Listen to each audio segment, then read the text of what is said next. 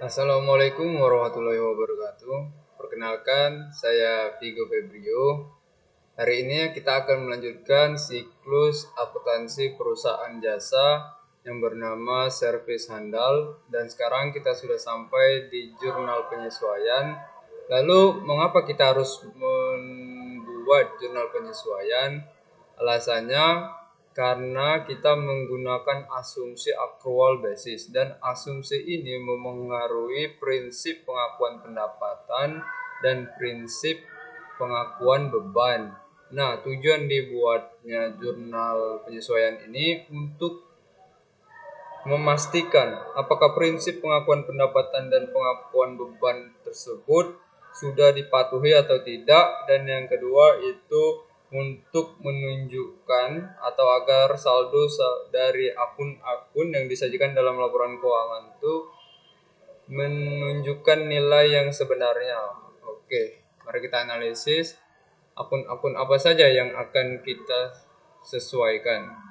Yang pertama itu diakui manfaat yang telah kita rasakan dari membayar uang sewa ruko selama 1 bulan. Nah, yang berdasarkan tanggal di ilustrasi transaksi, yaitu tanggal 3, kita mencatat bahwa servis handal itu menyewa ruko 2 lantai di Jalan Pasar Lamo untuk 1 tahun sebesar 36 juta. Nah, dalam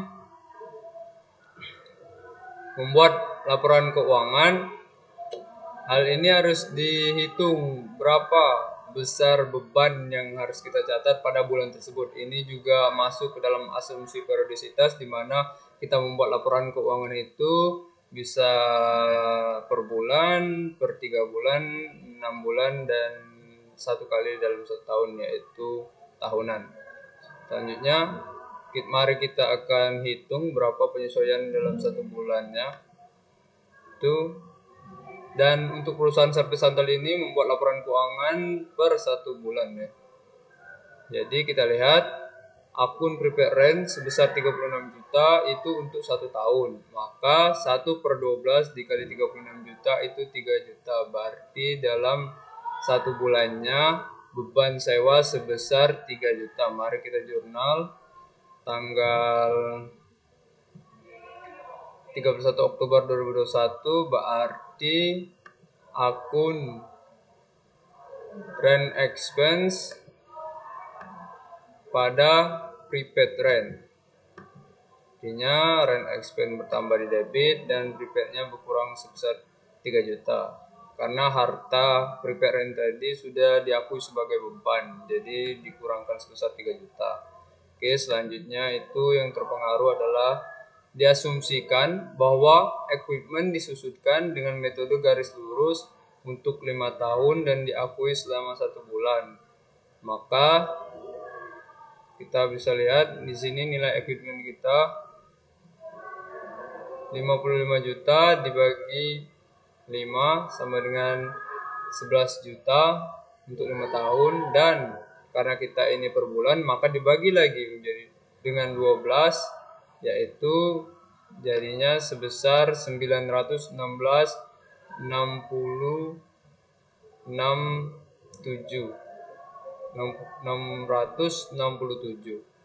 Maaf. Oke. Artinya dalam 1 bulan disusutkan sebesar 916.667.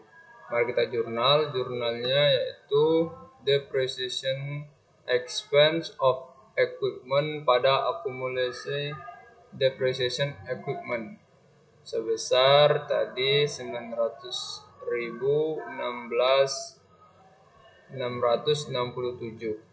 Oke, selanjutnya yaitu diasumsikan bahwa kendaraan Vesil disusutkan dengan metode garis lurus untuk 5 tahun dan baru diakui selama 1 bulan. Nah, karena 1 bulan maka 50 juta nilai perolehan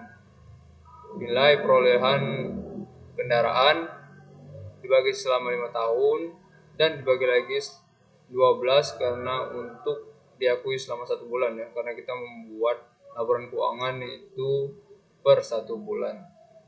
Dan dan didapatkan nilainya sebesar 833.333. Oke, mari kita jurnal to depreciation expense of vessel pada accumulated depreciation vessel. Nilainya sebesar 833.333. Oke, siap. Selanjutnya itu ada berdasarkan perhitungan secara fisik, perlengkapan yang masih tersisa sebesar 500.000. Maka berdasarkan buku besar, perlengkapan itu saldonya di debit sebesar 1 juta dan tersisa cuma 500.000. Maka kita harus melakukan unit penyesuaian, yaitu 100 juta dikurangi 500.000 dan sama dengan 500.000. Ingat, yang dicatat tuh yang terpakai, dan yang terpakai ini yang saya sudah tebalkan, berarti yang ini, bukan hasilnya yang ini ya. Dan jurnalnya yaitu supplies expense pada supplies, karena kita menganggapnya sebagai beban supplies, berarti suppliesnya sudah berkurang sebesar 500.000 yang terpakai, ingat ya. Dan selanjutnya mari kita totalkan. Totalnya sebesar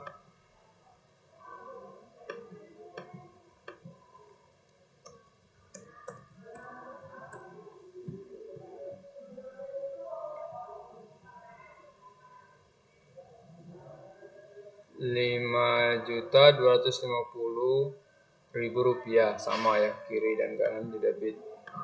Oke, selanjutnya kita akan posting jurnal penyesuaian ini ke buku besar. Oke, dari akun urut 1 ya.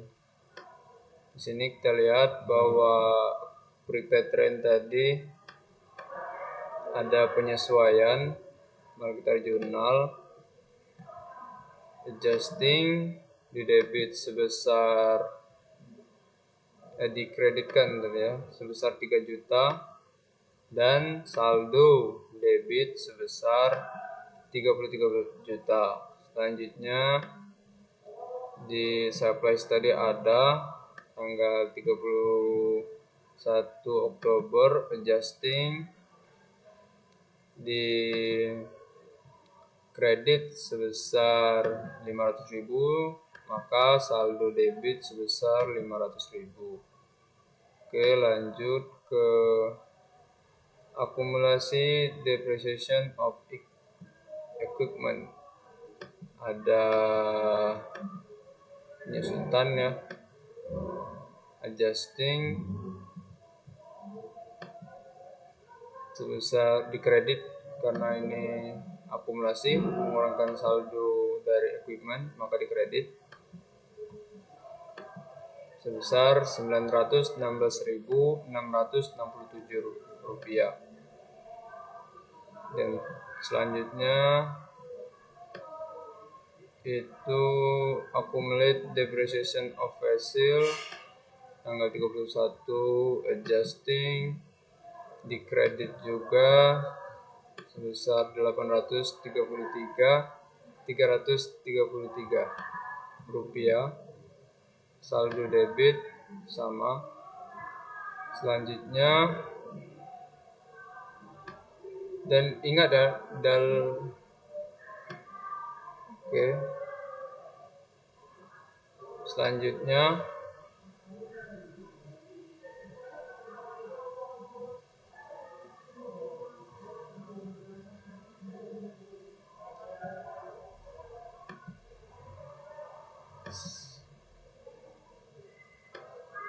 akun rent expense tanggal 31 Oktober adjusting di debit sebesar 3 juta, saldo debit 3 juta rupiah. Lanjut ke supplies tanggal 31 Oktober adjusting di debit sebesar 500.000 rupiah, saldo debit 500.000 rupiah. Selanjutnya depreciation of expense of equipment. Tanggal 31 adjusting debit sebesar 916.667 rupiah, saldo debit sama. Oke. Selanjutnya juga akun depreciation expense of vessel tanggal 31 Oktober adjusting di debit sebesar 833.333 rupiah, saldo debit sama. Oke, lanjut ke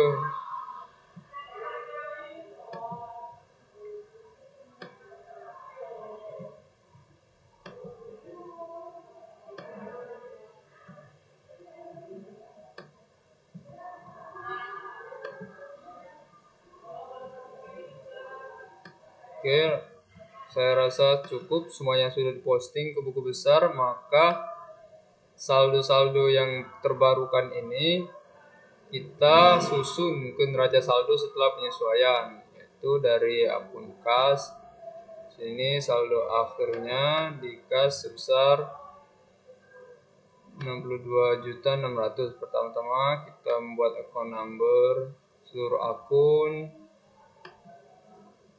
lalu akun yang terkait, dan untuk saldonya itu kita ambil dari buku besar. Ini saldo debit akun cash 62.600. Berikut juga akun receivable, prepaid rent yang sudah disesuaikan, maka yang dimuat dalam saldo setelah penyesuaian saldo debitnya sebesar 33 juta. Mari kita lihat.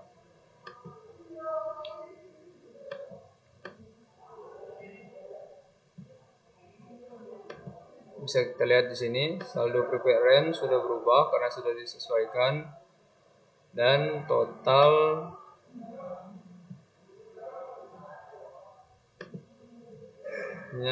sebesar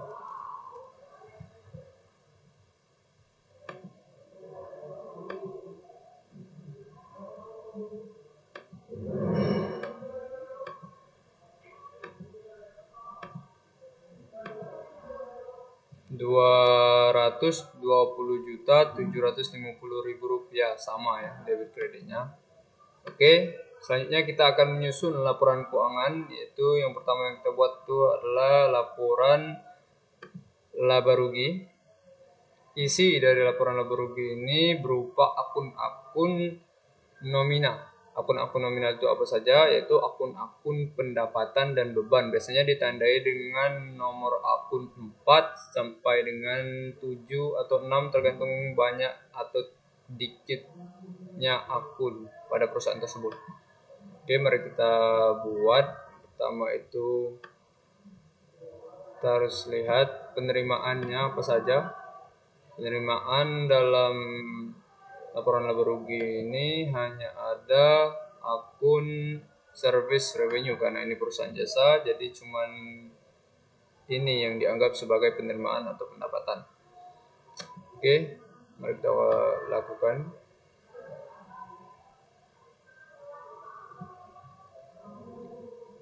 Maka cuman service revenue, saldonya sebesar 25 juta, dan saldo ini diambil dari buku besar ya. Mari kita lihat saldo service revenue apakah 25 juta.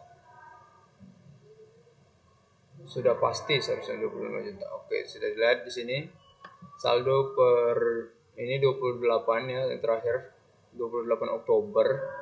Saldo di kredit akun service revenue sebesar 25 juta. Oke, mari kita lakukan lagi laporan laba rugi. Maka selanjutnya itu adalah beban operasional perusahaan. Nah, akun-akun yang termasuk beban operasional tadi ada di buku besar, mulai dari salaries expense dengan nomor akun 5 ya di sini, sampai dengan wake, water and electricity expense nomor akun 519. Oke, mari kita buat laporan laba rugi. akun-akunnya, dan saldo-saldonya juga berdasarkan dari buku besar. Kita lihat salaries expense sebesar 8 juta, apakah sama?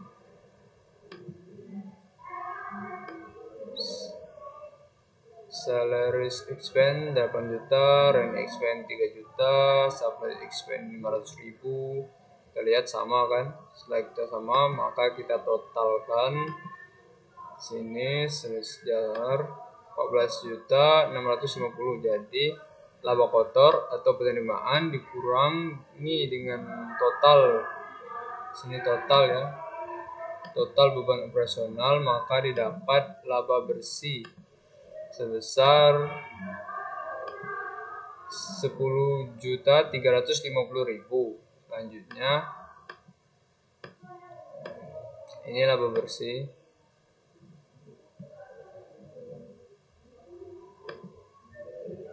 sebesar 10.350.000, dan laba bersih inilah yang kita masukkan dalam laporan perubahan modal atau statement of change in equity.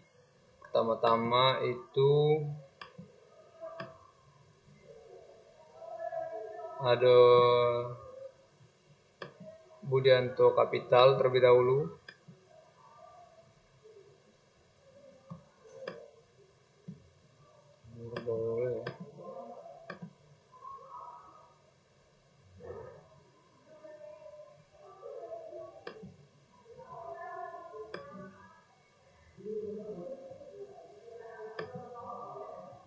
Oke, Budianto Capital. Lanjut ke laba bersihnya. Laba bersih tadi kita dapat dari laporan laba rugi sebesar 10.350.000, maka kita masukkan dalam laporan perubahan modal. Ini untuk tahun yang berakhir 31 Oktober 2021 ya.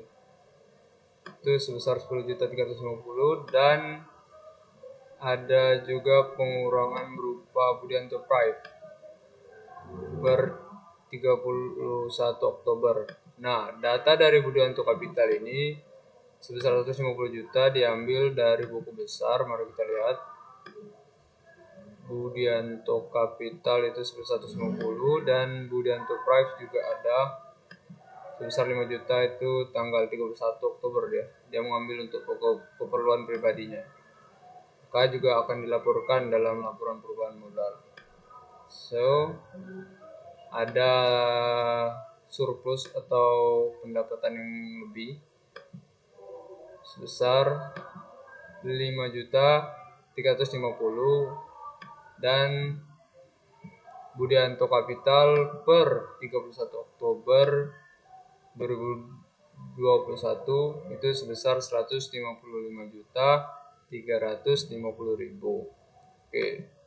Ini untuk laporan perubahan modal. Lanjut ke neraca atau laporan posisi keuangan atau statement of financial position service handal untuk tahun yang berakhir 31 Oktober 2021. Yang pertama-tama yaitu akun aset.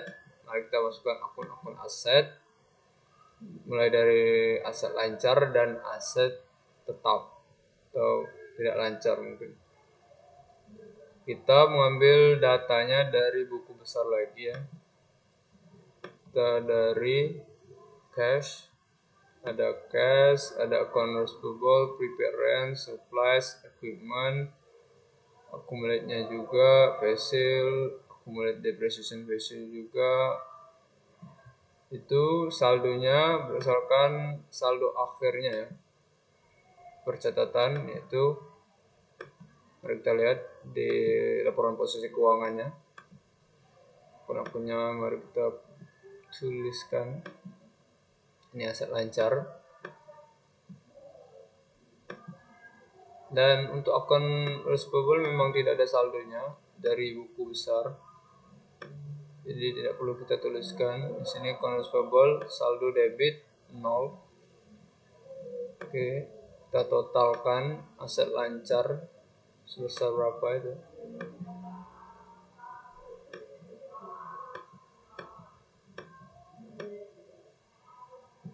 Jumlah aset lancar sebesar 96.100.000.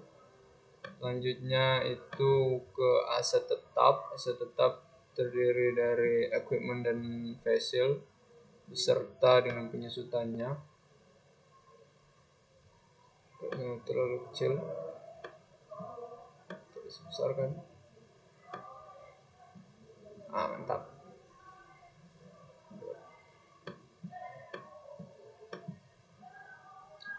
Saldonya kita tulis. Dan ingat ya, accumulation depreciation equipment ini saldonya dikredit, maka dari itu mengurangi dari equipment dan vessel, karena saldo normal dari aset adalah di debit, karena itu kita kurangi.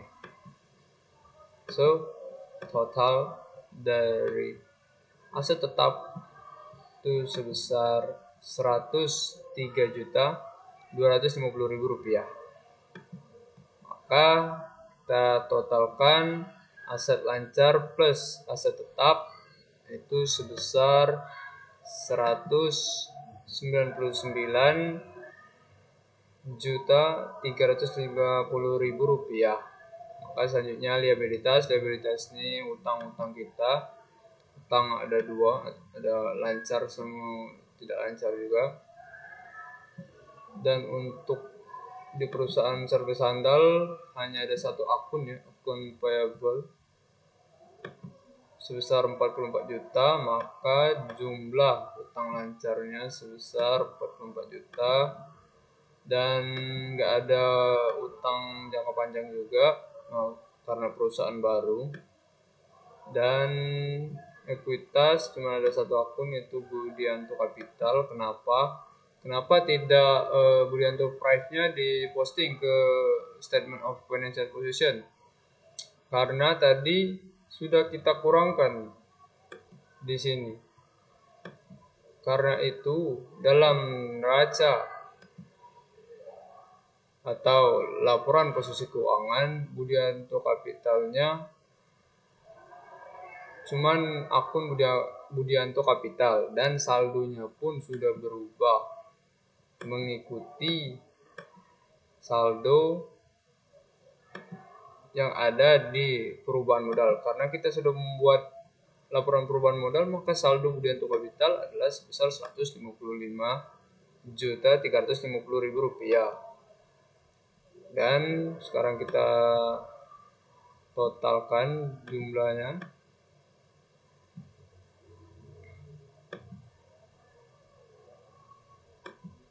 Total liabilitas plus ekuitas itu sebesar 199.350.000 dan balance ya antara aset dan liabilitas plus ekuitas. Oke, selanjutnya ke jurnal penutup. Jurnal penutupan ini digunakan untuk menutup akun pendapatan dan beban-beban. Kenapa harus ditutup? Karena dalam prinsip matching principle itu, di mana pendapatan dan beban-beban yang berhubungan untuk memperoleh pendapatan tersebut harus dilaporkan pada periode yang sama. Dan karena kita ingin membuat perhitungan pendapatan dan beban di periode selanjutnya, maka periode yang lama ini harus kita tutup terlebih dahulu. Seperti itu ya. Pertama, akun yang harus kita tutupkan itu adalah akun pendapatan atau jasa di study, nama akunnya service revenue, saldo awalnya itu di kredit, maka kita tutup, kita balik ke debit. Jadi jurnalnya itu service revenue pada income summary. Income summary ini adalah akun yang digunakan untuk menghitung laba rugi kita ya. Sebesar saldo dari service revenue pada saldo akhir dari service revenue pada buku besar. Maka kita tutupkan semua, kita nolkan. Mari kita lihat service revenue. Nah, saldo kredit sebesar 25 juta. Maka kita akan tutupkan karena ini pendapatan untuk bulan Oktober, dan kita juga akan membuat pendapatan, dan kita juga nanti akan ada juga pendapatan di awal bulan November ya nanti, karena itu kita harus tutup, karena pendapatan itu harus dilaporkan pada periode yang sama, tidak boleh digabung antara pendapatan pada periode bulan Oktober digabung dengan pendapatan pada periode bulan November, itu tidak boleh dilakukan, karena itu harus ditutup. Dan selanjutnya kita akan menutup akun-akun beban dengan mendebit income summary dan beberapa beban tadi banyak ya.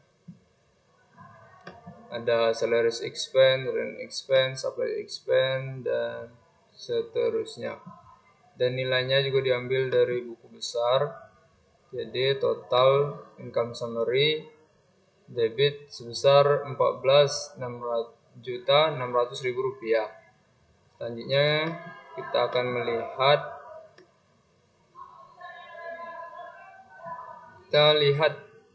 di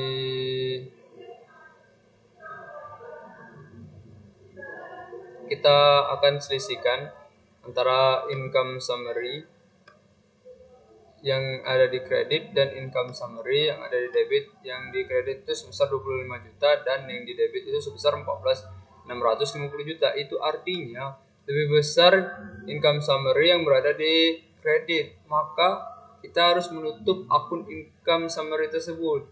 Hal ini juga dapat diartikan bahwa perusahaan mengalami laba karena income summary di sebelah kredit lebih besar, dan laba tersebut harus kita pindahkan saldonya ke dalam Budianto Capital ya. Maka jurnalnya untuk menutup income summary tadi dan memindahkan saldonya ke Budianto Capital, jurnalnya itu adalah income summary pada Budianto Capital, atau income summary-nya di debit untuk menutupnya, dan Budianto Capital di kredit, itu artinya modal bertambah. Sebesar selisih dari 25 juta dikurang dengan 14.650.000 itu sebesar 10.350.000. Dan kita juga akan menutupkan akun Budianto Prive tadi ya. Juga kita akan tutupkan. Jadi Budianto Capital pada Budianto Prive itu sebesar 5 juta. Dan totalnya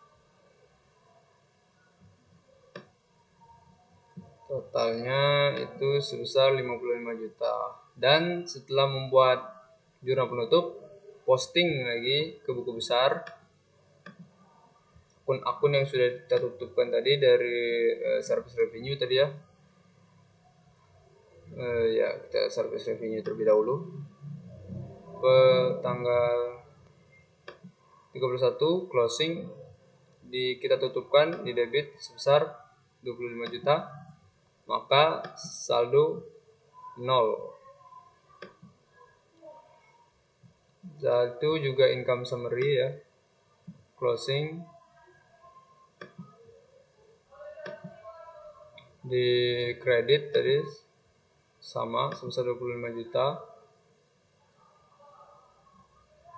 Dan saya ini langsung aja ya, sebenarnya ada dua, boleh langsung atau tidak, tapi saya langsung karena tadi ada dua di sini kan untuk jurnal penutupannya, yaitu income summary-nya ada di kredit sebesar 25 juta dan income summary satu lagi itu ada juga di debit sebesar 14.650, dan di sini juga ada sebesar 10.350. Sebenarnya bisa untuk satu persatu per postingnya, bisa diposting ke kredit sebesar 25 juta dan lanjut ke 14 juta, lanjut lagi 10 juta, tapi saya langsung saja mempostingnya, maka sama-sama 25 juta. Ini selisihnya tadi di kredit sebesar 10.350, dan ada satu lagi tadi kan untuk memindahkan laba tadi, menutup akun income summary di debit juga, maka setelah ditutup saldo income summary menjadi 0. Berikut juga akun-akun beban kita akan tutup hingga saldonya 0. Kita kreditkan, debit 0. Oke, kita ulang lagi, post closing, debit 0. Selanjutnya supply expense, closing, kredit sebesar 500.000 0. Kita tutupkan ya semua akun beban, kita nolkan.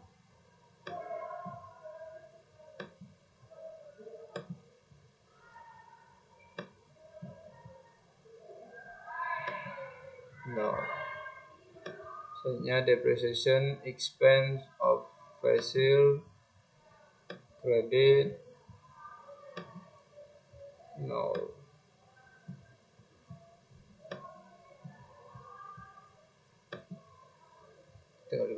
Closing, kredit sebesar 100.000, saldo 0. Selanjutnya 31, closing, kredit sebesar 500.000, saldo 0.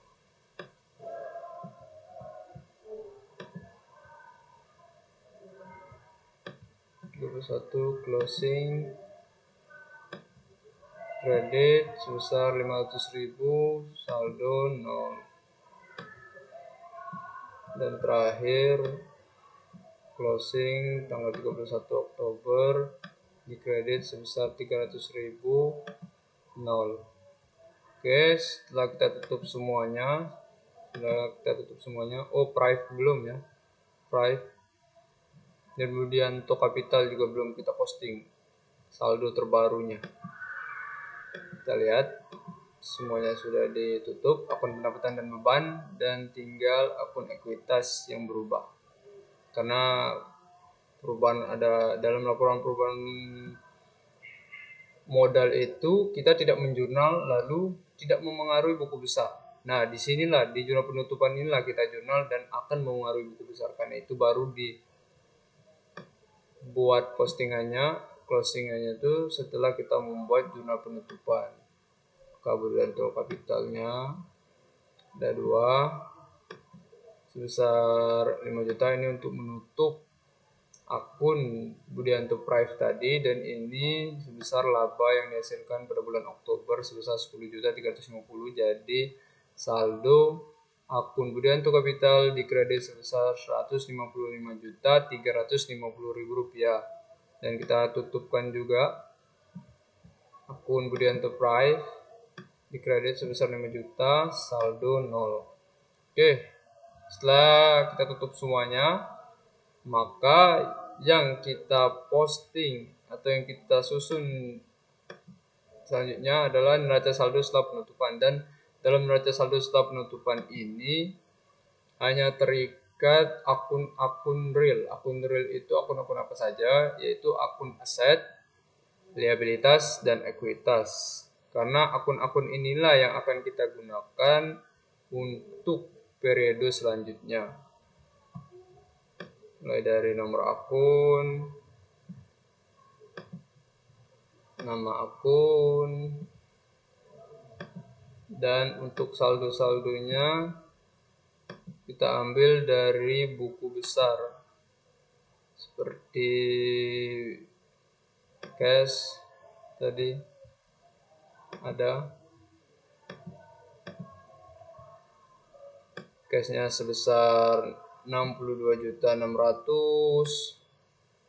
current payable-nya 0, prepare rent-nya 33 juta, supplies-nya 500.000, equip-nya 55 juta dengan accumulation-nya, value 50 juta dengan accumulation-nya, account payable 44 juta, kemudian untuk kapital yang terbaru kan ini sebesar 155.350.000 rupiah.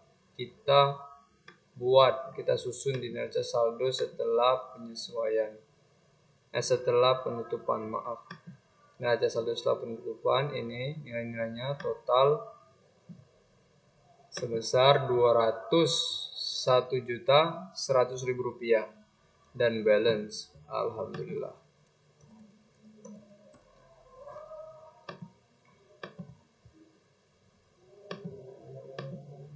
Oke, itu saja yang mungkin dapat saya sampaikan.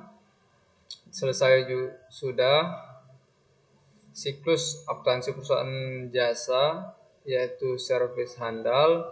Saya harap ilmu ini dapat dimengerti bagi para penonton. Itu saja yang mungkin dapat saya sampaikan.